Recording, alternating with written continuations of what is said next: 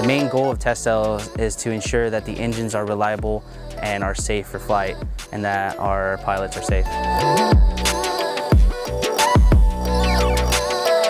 My job is Aerospace Propulsion. I work on jet engines, repairing, troubleshooting, and servicing jet engines in the U.S. Air Force.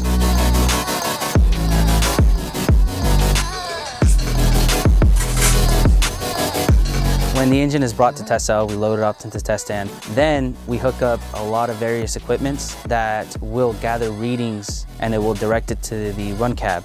So while in the run cab, we basically jot down and write every single limit we get off the engine, just to basically ensure that the engine is safe and reliable for in-flight.